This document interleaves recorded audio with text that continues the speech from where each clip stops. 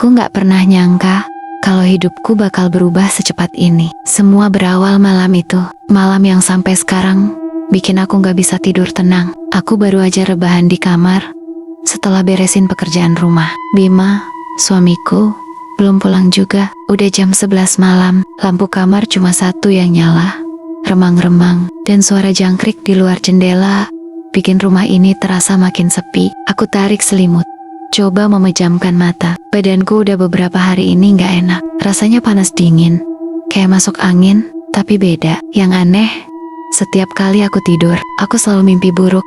Entah kenapa, malam itu, mimpi itu terasa terlalu nyata. Dalam mimpiku, aku lagi jalan di sebuah jalan setapak di tengah sawah yang gelap. Angin malam berhembus dingin, tapi bawa bau busuk yang menusuk hidung. Aku nengok ke kanan kiri, gelap.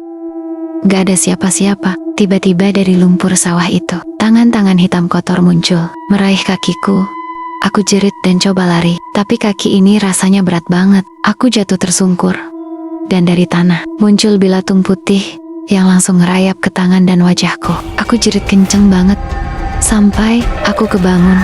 Aku ngos-ngosan di tempat tidur, keringat dingin ngebasahin punggungku.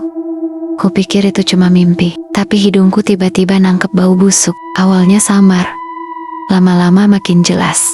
Itu bau apa? Aku refleks buka selimut, dan ya Allah, di lengan kiriku ada cairan hitam kayak lendir yang netes dari pori-pori. Bau busuk itu datang dari tubuhku sendiri. Aku panik, jatuh dari ranjang sambil berusaha enggusap-enggusap tangan pakai baju tidurku, tapi lendir itu makin keluar. Dan di beberapa titik, aku kayak ngelihat kulitku mengelupas tipis. Ya Allah, ini kenapa badanku? Suaraku gemeter, setengah nangis. Aku lari ke kamar mandi, nyalain lampu terang-terang, dan lihat ke cermin. Muka pucat, mata cekung. Tapi yang bikin aku nyaris pingsan adalah urat-urat di tanganku kelihatan kehitaman. Aku kaget, sampai terduduk di lantai kamar mandi. Bau busuknya makin jadi. Bukan cuma kayak bau bangkai, tapi campuran anyir darah dan tanah basah. Aku coba siram air ke tangan dan kaki. Airnya jadi keruh, kayak bercampur tanah dan lendir hitam itu. Tiba-tiba terdengar suara dari jendela kamar mandi. Jantungku serasa mau copot. Pelan-pelan aku keluar kamar mandi, berusaha memastikan suara itu. Rumahku kecil, dari kamar mandi ke kamar tidur cuma beberapa langkah. Aku berdiri di depan jendela kamar. Malam itu sepi banget, cuma ada cahaya bulan setengah di langit. Aku intip dari celah tirai, kosong. Tapi begitu aku berbalik ke arah kasur, aku ngedengar suara ketukan lagi. Kali ini lebih keras, dan rasanya tepat di telingaku. Siapa? Gak ada jawaban, cuma hening. Tapi anehnya, bau busuk itu makin nyengat. Aku mulai merasa kayak ada yang ngawasin aku dari pojokan kamar. Beberapa menit kemudian, suara deru motor terdengar di luar. Aku lega campur takut. Itu pasti Bima, suamiku. Dia baru pulang jam 2 pagi. Begitu dia masuk, aku langsung bilang, "Mas, badanku bau aneh. Tolong lihat." Dia awalnya males-malesan, tapi pas dia deketin aku, dia mendadak nutup hidung. "Bau apaan sih?" "Ya, kamu kenapa ini?" Aku cuma bisa nangis. Aku nggak tahu, ini keluar sendiri dari kulit aku. Bima kelihatan jijik dan malah mundur. Dia nyari parfum, nyemprotin kamar, terus bilang, "Udahlah, tidur aja. Besok kita ke dokter." Aku cuma bisa ngangguk. Tapi sepanjang malam itu, aku gak bisa tidur sama sekali. Bau busuk itu, rasa sakit di kulit, dan suara ketukan aneh di jendela. Semua nyatu jadi mimpi buruk yang nyata. Dan untuk pertama kalinya, aku punya firasat. Ada yang bener-bener jahat lagi ngincer nyawa aku. Malam itu rasanya panjang banget. Bima udah tidur dengan posisi membelakangiku. Dia kayak gak peduli sama sekali sama apa yang kualami. Aku duduk di ujung kasur, meluk lutut, sambil terus ngendus bau busuk dari tubuhku sendiri. Aku sempat coba buka kaos tidurku. Astagfirullah, di bawah lampu kamar yang remang-remang, ada titik-titik hitam di perutku. Aku sentuh pelan, dan rasanya perih kayak luka yang baru aja dikupas. Tanganku gemeter. Aku coba gosok pelan, dan kulit tipis itu terkelupas sendiri. Bau busuknya langsung nyelekit ke hidung. Aku refleks mundur sampai jatuh dari kasur. "Ya Allah, aku diapain ini?" Bisikku gemetar. Tiba-tiba, Dari arah jendela, ketukan itu muncul lagi, tapi kali ini lebih pelan, kayak ritme orang main-main, bukan ngetok biasa. Aku nekat jalan pelan-pelan, ngintip dari celah tirai. Jantungku berhenti sepersekian detik. Di luar jendela, ada bayangan perempuan berdiri diam. Rambutnya panjang acak-acakan, bajunya putih kotor, wajahnya ketutupan rambut. Dia cuma berdiri di situ. Aku mundur pelan-pelan, tapi kakiku kesandung karpet, dan aku jatuh lagi ke lantai. Bima gak kebangun sama sekali. Dia kayak tidur mati. Waktu aku nengok lagi ke arah jendela, bayangan itu udah hilang. Tapi anehnya, tirai kamarku yang tertutup pelan-pelan, kayak digerakin angin dari dalam kamar. Aku udah nangis tanpa suara. Air mataku netes sendiri. Aku ngerasa sendirian banget. Aku coba ambil wudhu di kamar mandi, berharap hati sedikit tenang. Tapi pas aku buka pintu kamar mandi, cermin di atas wastafel berembun sendiri. Padahal aku nggak nyalain air panas. Aku jalan pelan, tapi tiba-tiba ada suara cekikikan kecil dari cermin. Aku refleks, mundur sampai nabrak pintu kamar mandi. Suara itu jelas suara perempuan, lirih, tapi nadanya kayak ngeledek. Aku tutup telinga, merem, dan baca ayat kursi sekuat hati. Tapi pas aku buka mata, di cermin, di belakangku, ada perempuan itu lagi. Dia sekarang senyum, lebar banget, bibirnya sobek sampai ke pipi, matanya hitam pekat, tangannya nunjuk ke arah perutku. Aku jerit sekenceng-kencengnya, sampai suara serak. Bima baru kebangun. Ya ampun, ya, kamu kenapa sih? Teriak-teriak tengah malam. Aku gak bisa jawab. Aku cuma nunjuk ke cermin. Tapi saat Bima nengok, cerminnya udah normal lagi. Bima kesel, dan malah ninggalin aku di kamar mandi. Udah, tidur sana, jangan drama. Aku capek, katanya.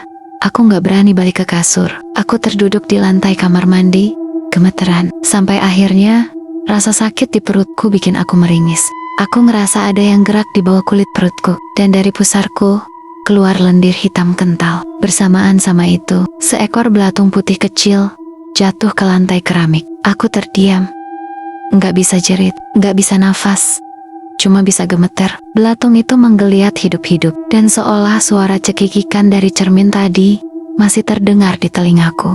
Aku sadar kalau ini bukan sakit biasa. Ada yang bener-bener mau aku mati dengan cara paling kejam. Aku nggak ingat jam berapa akhirnya bisa ketiduran. Mungkin lebih tepatnya, aku pingsan karena capek nangis dan ketakutan. Pas aku melek lagi, cahaya pagi udah masuk lewat jendela. Perlahan aku bangun sambil ngerasain seluruh badan kayak remuk. Rasa perih di perut dan lengan masih ada. Tapi belatung yang jatuh semalam udah hilang. Aku cek lantai kamar mandi, kosong.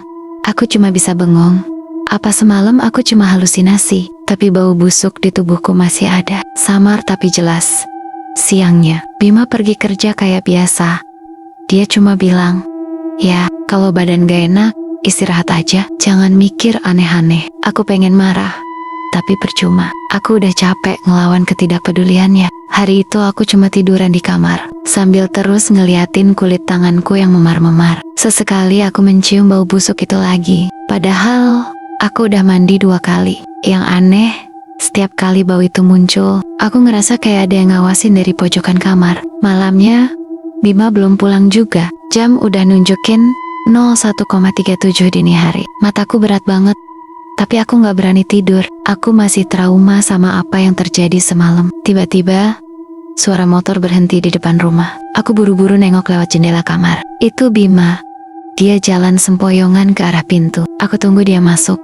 Tapi pas dia buka pintu, bau parfum cewek nyengat banget. Aku cuma bisa ngelirik tajam, Mas. Dari mana? Dia ngucek mata. Kelihatan males jawab. Kerja lembur. Ya, aku cuma diem. Tapi mataku nangkep bekas lipstik samar di kerah bajunya. Hati ini panas campur takut. Aku balik ke kamar tanpa banyak ngomong. Bima langsung rebahan di kasur, kayak gak ada apa-apa. Aku duduk di tepi kasur, meluk lutut sambil ngeliatin dia sambil diam. Aku bisa cium lagi bau busuk dari tubuhku. Kali ini lebih tajam, sampai Bima meringis. Ya Allah, kamu mandi gak sih? Kok bau kayak bangkai gini? Katanya sambil nutup hidung. Aku nyaris nangis dengar itu, Mas. Aku sakit. Badanku bau sendiri. Aku takut, tapi dia cuman geleng-geleng. Udahlah, tidur aja. Besok kita ke dokter kalau kamu mau. Aku ngantuk. Malam itu, aku nggak bisa tidur. Setiap kali melek, aku lihat bayangan gelap di pojokan kamar. Kadang kayak bergerak, tapi pas aku kedip, hilang. Sekitar jam 3 pagi, aku mulai ngantuk. Tapi tiba-tiba telingaku nangkep suara gemerisik dari bawah kasur. Kayak ada yang merayap pelan. Dek, aku nahan napas. Pelan-pelan aku tengok ke bawah kasur. Dua mata hitam menatap balik dari kegelapan. Aku refleks, mundur sampai nabrak kepala ranjang. Mata itu berkedip sekali, lalu hilang.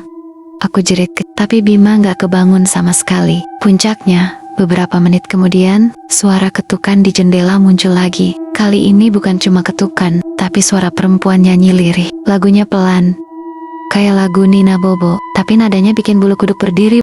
Aku nutup telinga, sambil merosot di lantai. Air mata ngalir sendiri. Tiba-tiba, bau busuk di kamar makin menyengat, sampai aku mau muntah. Dari sudut mataku, aku lihat asap hitam tipis keluar dari bawah kasur. Asap itu membentuk siluet perempuan berambut panjang. Dia merangkak ke arahku. Suaranya berbisik, "Dia milikku. Kamu harus busuk dulu." Aku gak kuat lagi. Aku pingsan di lantai kamar dengan bau busuk dan suara cekikikan perempuan. Jadi yang terakhir ku dengar malam itu. Aku gak tahu jam berapa aku sadar lagi. Yang jelas, lantai kamar dingin banget di punggungku. Aku kebangun dengan rasa lemas yang luar biasa. Kepala berat, dan seluruh tubuh rasanya pegal seperti habis digebukin. Samar-samar, aku dengar suara ayam dari kejauhan. Itu berarti sudah pagi. Bima entah udah pergi kerja atau belum. Aku gak peduli. Aku merangkak pelan ke kamar mandi. Setiap langkah berasa sakit, kayak tulang-tulangku kaku. Aku nengok ke cermin. Astagfirullah, mataku cekung. Bibirku pucat, dan di leherku ada bercak hitam baru. Kulitku kayak orang yang udah berhari-hari gak kena matahari. Tapi anehnya aku selalu di rumah. Aku nahan napas. Bau busuk itu masih ada, walau gak sekuat semalam. Aku gosok kulitku pakai sabun berkali-kali sampai perih. Tapi bau itu nempel kayak bukan dari luar tubuhku. Siang itu, aku paksain diri buat masak. Aku takut kalau kelihatan lemah terus, Bima malah makin malas di rumah. Tapi setiap kali aku motong bawang, tangan ini gemetar. Beberapa kali pisau hampir jatuh karena telapak tanganku licin oleh keringat dingin. Belatung putih jatuh dari ujung lengan bajuku ke talenan. Aku kaget sampai piring jatuh ke lantai. Aku cek tanganku, enggak ada luka. Aku cek baju, kosong. Aku cek talenan lagi. Belatung itu hilang. Aku mundur pelan-pelan, jantung deg-degan. Apa aku gila? Atau ini cuma halusinasi? Malamnya, rasa takut itu makin menjadi. Aku benar-benar gak bisa tidur tenang. Bima pulang larut lagi. Bahkan lebih larut dari sebelumnya. Dia cuek, cuma bilang, "Ya, aku capek banget. Kamu jangan banyak drama." Aku cuma diem. Aku terlalu capek buat ribut, dan badan ini rasanya makin aneh.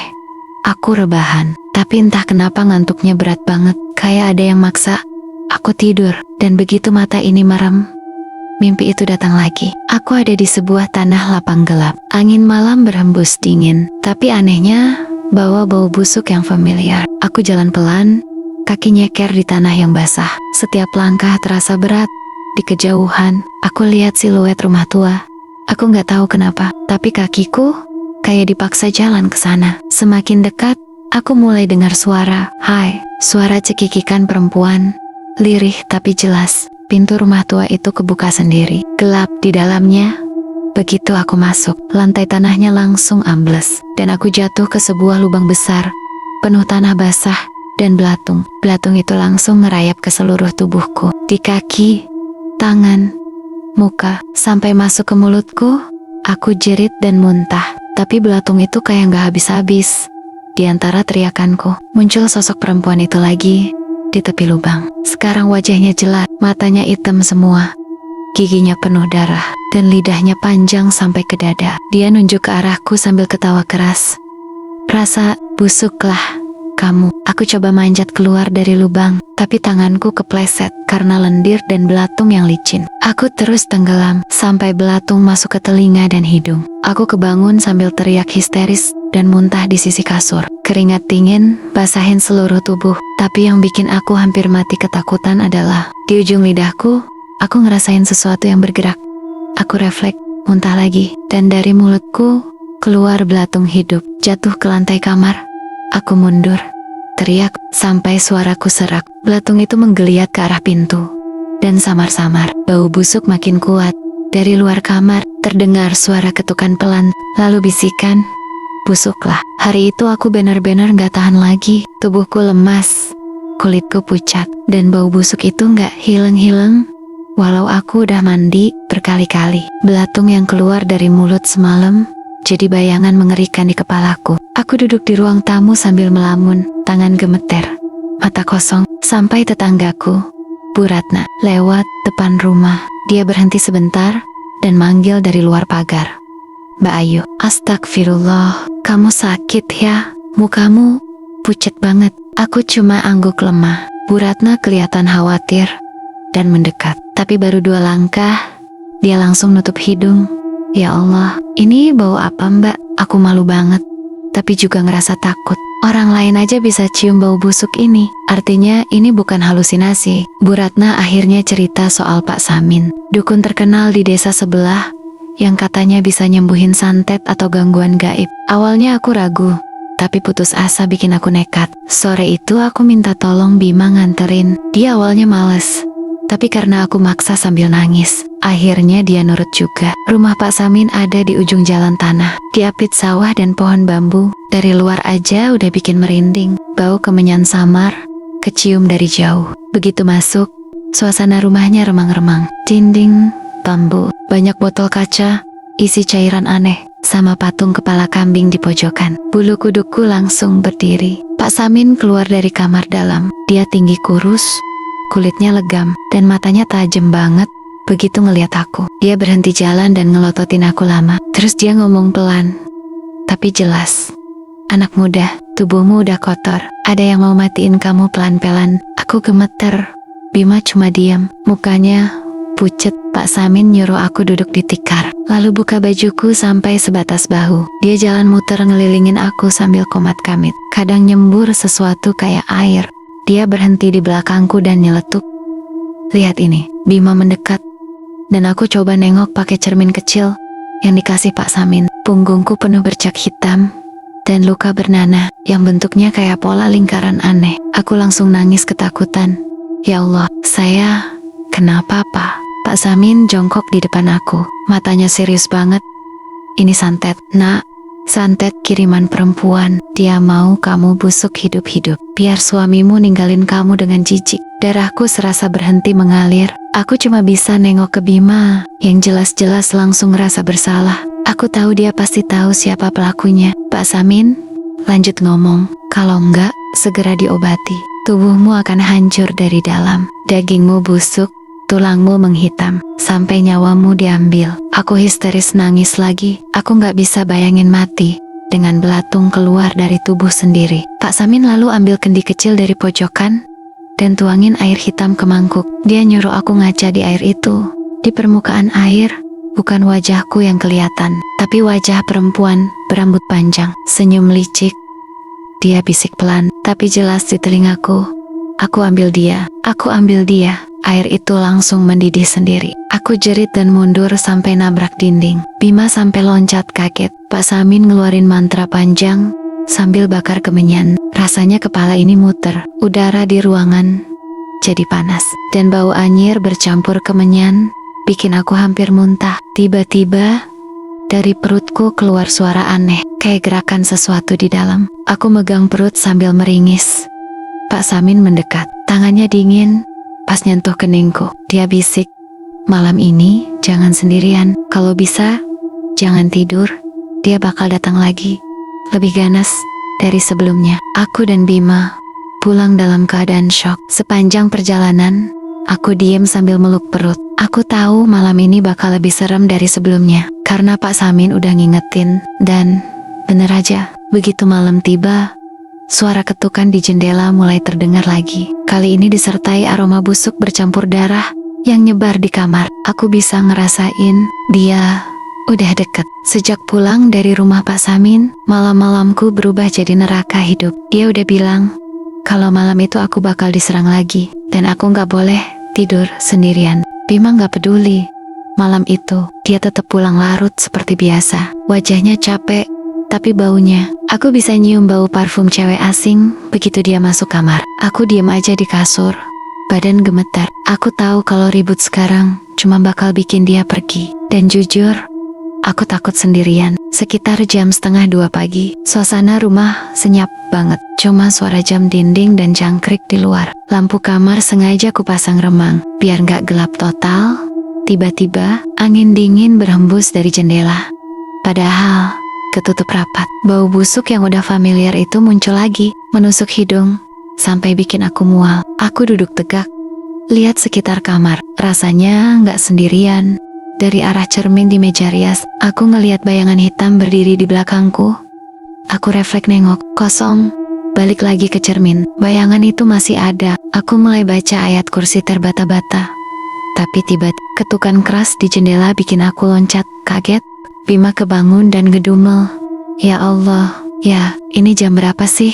Jangan bikin ribut. Aku nunjuk jendela sambil gemeter, Mas. Ada yang ngetok. Bima jalan malas ke jendela, tapi pas dia buka tirai, gak ada siapa-siapa. Dia cemberut dan balik ke kasur. Halusinasi kamu tuh, udah, tidur aja. Aku pengen marah, tapi percuma. Dia gak bakal percaya, sampai dia sendiri yang ngalamin. Enggak lama, suara gesekan dari bawah kasur mulai kedengeran. Kayak ada yang merayap pelan-pelan. Aku nekat merunduk lihat ke bawah. Astagfirullah, sepasang mata hitam legam menatap aku dari kegelapan. Aku jerit sekenceng-kencengnya. Bima loncat dari kasur, tapi telat aku udah nangis histeris di lantai. Dia coba lihat ke bawah kasur, kosong.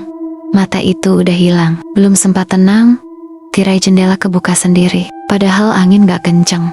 Di luar jendela, ada sosok perempuan berdiri diam. Rambut panjang berantakan nutupin muka. Baju putihnya kotor dan sobek. Aku cuma bisa kaku sambil gemetar. Bima diam di tempat, pucat. Itu pertama kalinya dia lihat langsung. Sosok itu ngangkat tangannya pelan, nunjuk ke arahku, lalu senyum lebar banget. Dari bibirnya keluar bisikan lirih. Busuklah, busuk. Tiba-tiba, perutku kram luar biasa. Kayak ada sesuatu yang gerak di dalam. Aku melipat tubuh, nangis kesakitan. Bima panik, tapi cuma bisa mondar-mandir. Ya, kenapa ini? Aku harus apa? Aku gak bisa jawab. Dari pori-pori kulit tanganku, lendir hitam keluar lagi. Bau busuknya nyebar ke seluruh kamar. Dari lendir itu, belatung-belatung jatuh ke lantai satu persatu. Bunyi krot-krot, bikin aku pengen muntah. Bima cuma bisa nutup mulut dan mundur. Matanya ketakutan setengah mati. Tiba-tiba, semua lampu di rumah mati serentak. Gelap total. Aku cuma bisa nangis sambil tiarap di lantai. Dan dari kegelapan, aku dengar suara cekikikan perempuan itu. Malam ini baru mulai. Aku gak bisa lagi pura-pura gak tahu. Semua yang Pak Samin bilang di malam ritual kemarin masih terngiang-ngiang di kepalaku. Dan yang paling bikin aku marah, sekaligus hancur, kata-kata itu jelas nunjukin siapa yang kirim santet ke aku. Dimas, dia orang yang bikin hidupku hancur. Hari itu aku duduk di kursi ruang tamu. Wajah kusam, mata bengkak. Begitu Bima pulang kerja, aku langsung tanya tanpa basa-basi. Mas, kamu selingkuh sama Vina kan? Dia kaget sebentar, terus pasang muka kesal. Siapa yang bilang? Nggak usah fitnah. Ya, aku berdiri gemeter, tapi mata nggak lepas dari dia. Jangan bohong, Pak Samin bilang. Yang nyantet aku perempuan, dan cuma satu orang yang punya alasan benci aku, Vina. Bima diam. Detik itu aku bisa baca rasa bersalah di matanya, Mas. Suaraku pecah. Dia mau aku mati busuk, cuma biar Mas bisa sama dia. Bima akhirnya ngaku dengan suara pelan. Dia bilang awalnya cuma main-main sama Vina, karena sering ketemu di kafe tempat dia nongkrong sama temennya. Tapi ternyata Vina mulai ngancam. Dia bilang kalau aku ninggalin dia, dia bakal bikin kamu sengsara. Tapi aku kira cuman gertak. Aku gemeter, gak tahu harus marah atau nangis. Jadi Mas diem aja. Sementara aku hampir mati kayak gini. Bima jatuh, terduduk di kursi. Mukanya pucat. Dia minta maaf, tapi rasa jijik dan takut udah numpuk di dadaku. Malam itu, entah kenapa teror di rumah jadi makin nyata. Seolah-olah pengakuan Bima bikin pelakor itu semakin berani. Sekitar jam 11 malam, listrik di rumah mati sendiri. Padahal tetangga lain lampunya masih nyala. Bau busuk menyengat, langsung memenuhi kamar. Aku dan Bima duduk di kasur, cuma ditemani cahaya lilin. Aku bisa dengar suara langkah kaki di atap rumah. Bima ketakutan. Dia megang tanganku erat-erat. Pertama kalinya sejak semua ini mulai, aku bisa rasain tangannya dingin dan gemetar. Tiba-tiba ketukan di jendela muncul lagi, tapi kali ini bukan ketukan pelan, keras banget, bikin lilin hampir mati kena getaran angin. Lalu terdengar suara perempuan di luar jendela. Pelan, tapi jelas, "Bima, keluar." "Bima." Aku nutup mulut sambil nangis. Bima pucat, gak bisa gerak. Lalu tirai jendela perlahan kebuka sendiri. Padahal angin di luar gak kenceng. Dari celah tirai itu, mata hitam pekat kelihatan. Dia senyum. Aku dan Bima jerit bareng. Bima akhirnya bangkit, tapi bukan buat nolong aku. Dia kabur ke ruang tamu, ninggalin aku di kamar sendirian. Saat itu aku ngerasa kasih sayangku ke dia mati total. Dia gak cuma selingkuh, dia juga pengecut. Perempuan di jendela itu ngerangkak masuk lewat celah yang mustahil bisa dilewatin orang normal. Tubuhnya melengkung aneh, sendi-sendinya bunyi krek-krok tiap kali dia bergerak. Baju putihnya kotor dan sobek, rambut panjangnya basah kayak abis keluar dari kuburan. Dia jalan ngesot ke arahku sambil bisik, "Dia milikku, kau harus busuk." "Busuk," aku teriak dan coba mundur ke pojokan kamar. Tapi begitu punggungku nempel tembok, dari celah di lantai keluar asap hitam yang nyelimutin kaki aku. Aku bisa ngerasain kulitku panas perih, kayak dagingku dibakar dari dalam. Aku refleks lihat ke kaki. Lendir hitam mulai keluar lagi dari pori-pori. Kali ini lebih banyak. Aku jerit sampai suara serak dari lendir itu. Belatung-belatung keluar dan jatuh ke lantai, bikin bunyi trot-trot. Ngeri di lantai kayu. Sosok perempuan itu ketawa puas. "Hihi, sebentar lagi kau bukan miliknya lagi." Di ruang tamu, aku dengar suara pintu kebuka keras. Bima akhirnya lari keluar rumah. Dia benar-benar ninggalin aku sendirian. Saat itu, aku gak lagi takut mati, tapi sakit hati lebih dari apapun. Aku cuma bisa ngerasa dingin merayap dari ujung kaki ke kepala, dan mataku berkunang-kunang. Sebelum aku pingsan, aku sempat ngeliat sosok itu berdiri di atas tubuhku, nunjuk ke dadaku, dan bisik, "Besok, giliran jantungmu yang busuk." Pagi itu, aku bangun di ruang tamu dengan tubuh lunglai. Bima duduk di pojokan, wajah pucat, mata merah. Malam sebelumnya jadi malam paling panjang dalam hidup kami. Di lantai kamar masih ada bekas lendir hitam yang mengering. Belatung-belatung yang jatuh semalam lenyap sendiri, entah kemana. Bima akhirnya buka suara. "Ya, kita harus balik ke Pak Samin." Aku gak sanggup lihat kayak gini lagi. Aku gak jawab. Di dalam hati, aku udah gak percaya sama dia. Tapi aku tahu kalau aku gak sobatin, aku bakal mati busuk di rumah ini. Siang itu, kami balik ke rumah Pak Samin. Begitu aku masuk, dia langsung geling-geling kepala. Dia makin berani ya. "Kalau telat sehari aja, mungkin kamu udah gak bisa jalan ke sini." Aku merinding, "Pak, tolong saya. Apapun yang harus saya lakukan, saya lakukan." Pak Samin ngangguk pelan. Dia ambil baskom tanah liat, isi dengan air kelapa, bunga kenanga, dan potongan akar hitam. Bau tanah dan kemenyan langsung nyebar di ruangan sempit itu. "Malam ini, kita harus lakukan ritual pengembalian. Tapi ingat, begitu dimulai, apapun yang kamu lihat, jangan menjerit, jangan lari. Kalau kamu takut, dia akan lebih kuat." Aku cuma bisa angguk, walau jantungku udah berdebar kencang. Ritual dimulai tepat jam 12 malam. Lampu rumah dimatikan. Hanya cahaya lilin dan bara kemenyan yang menerangi ruangan. Aku duduk bersila di tengah ruangan. Baju putih longgar, rambut terurai. Pak Samin mulai melantunkan mantra panjang. Bima duduk di belakangku, wajah pucat dan basah keringat. Perlahan, udara di ruangan berubah dingin banget. Samar-samar, bau busuk itu muncul lagi, lebih tajam dari sebelumnya. Lilin bergetar, kayak ada angin dari arah yang gak jelas. Tiba-tiba, suara ketukan di dinding bambu terdengar. Disusul suara perempuan nyanyi lirih. Aku merinding sampai tulang. Pak Samin terus baca mantra sambil menabur garam ke sekelilingku. Lalu, baskom di depanku bergetar sendiri. Airnya meluap pelan. Aku nekat melongok ke permukaan air. Astagfirullah. Wajah perempuan itu muncul lagi. Kali ini, jelas banget, matanya melotot, bibirnya robek, lidah panjangnya menjulur. Dia ketawa keras dari dalam air.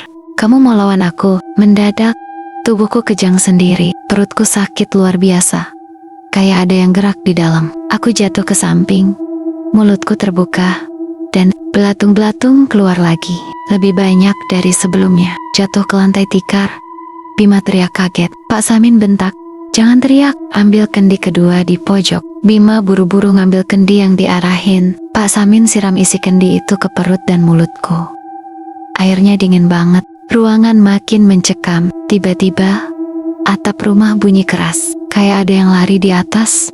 Lilin padam sendiri. Cuma nyala kemenyan yang tersisa. Dari sudut gelap ruangan, asap hitam tebal muncul, memutar di atas kepalaku. Dari asap itu, sosok perempuan itu muncul perlahan. Sekarang dia setengah transparan, tapi aura kebencian terasa nyata.